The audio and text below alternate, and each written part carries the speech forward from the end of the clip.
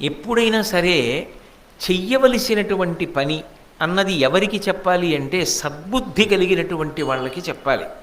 అయ్యా ఇది మీరు చెయ్యవలసినది అని. అది సద్బుద్ధి కలిగిన వాళ్ళకి కర్తవ్యాన్ని చెప్పారనుకోండి. కర్తవ్యము అంటే విహితము, ఏది ఆచరించాలో అది.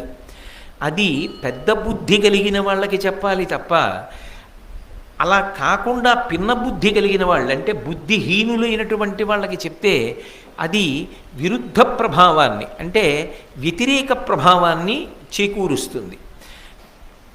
ఏదైనా ఒక మంచి మాట చెప్పినప్పటికీ కూడా అది వాళ్ళకి విషతుల్యం అవుతుంది.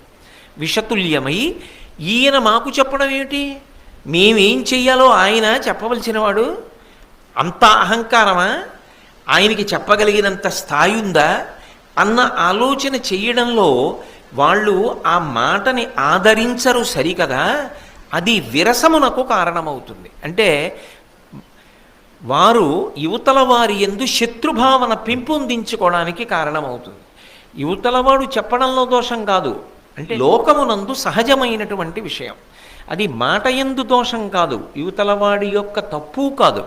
అది అవతలవారు ప్రాజ్ఞులైన వారు కాకపోవడం చేత అదే మంచి మాట దోషభూయిష్టం అయిపోతుంది. అక్కడ వాళ్ళకి నిజానికి మనసులో తెలిసి అది తప్పు కాదని, కానీ వాళ్ళకి కావలసింది ఏ త్రోవలోనైనా వృద్ధిలోకి రావడం.